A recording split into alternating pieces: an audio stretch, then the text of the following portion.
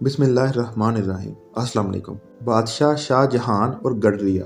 एक दिन शाहजहान बादशाह शिकार के लिए निकले तो एक जख्मी हिरन का पीछा करते हुए अपने साथियों से दूर चलकर पिछड़ गए। हिरन भी हाथ ना आया और रास्ता भी खो दिया। दोपहर का वक्त था। साथियों का दूर दूर तक कोई निशान नहीं था। बादशाह को सख्त प्यास लगी थी।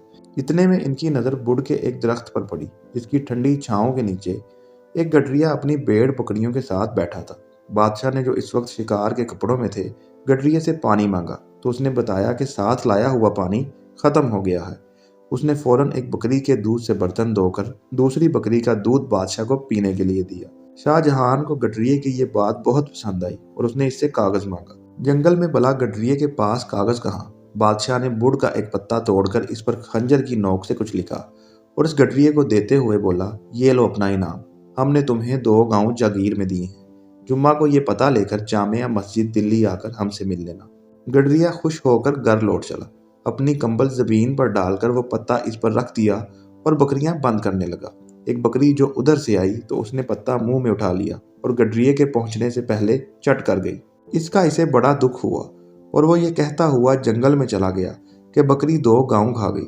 आखिर जुम्मा का दिन आ पहुंचा। गडरिया अपने गांव से निकलकर दिल्ली की तरफ चल पड़ा।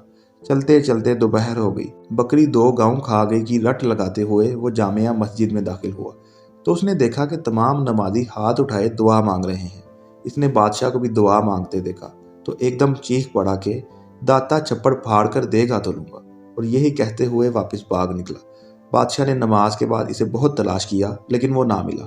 जंगल में पहुंचते पहुंचते गडरिये को शाम हो गई। वो वहीं एक बड़े पुराने दरख्त पर चढ़कर बैठ गया। रात को कुछ डाकू वहां आए और गांव में डाका डालने की मनसूबाबंदी करने लगे। गडरिये ने इनकी सारी बातें सुनी और इनको टोका और बोला, चोरी करना बुरी बात है, और फिर वो गांव के लोग तो बहुत गरीब हैं, इनके पास कुछ नहीं है।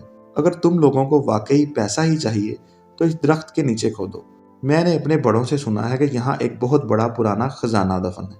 ये कहकर वो गडरिया गांव की तरफ दाता छप्पड़ फाड़ कर देगा तो लूंगा की रट लगाता हुआ चला गया।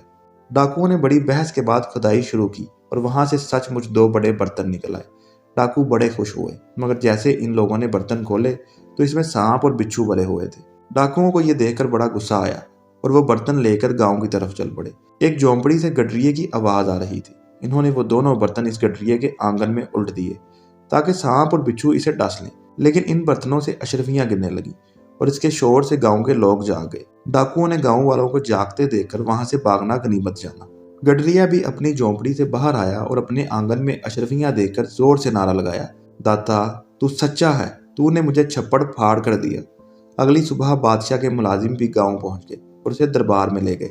गडरिये ने बादशाह को सारा वाकया सुनाया और ये भी बताया कि मैंने क्यों आपसे इनाम लिए बगैर वापस भागना अच्छा समझा, क्योंकि आप भी मस्जिद में बैठकर उस अल्लाह से मांग रहे थे जो सबका अल्लाह है। तो मैंने सोचा कि मैं भी क्यों ना इसी अल्लाह से मांगूं जिससे वक्त के बादशाह भी मांगते हैं, और आपने देख लिया कि इसने मुझे मेरा इनाम दे दिया है। बादशाह ने गडरिये को इज्जत के साथ इसके गांव भेज दिया।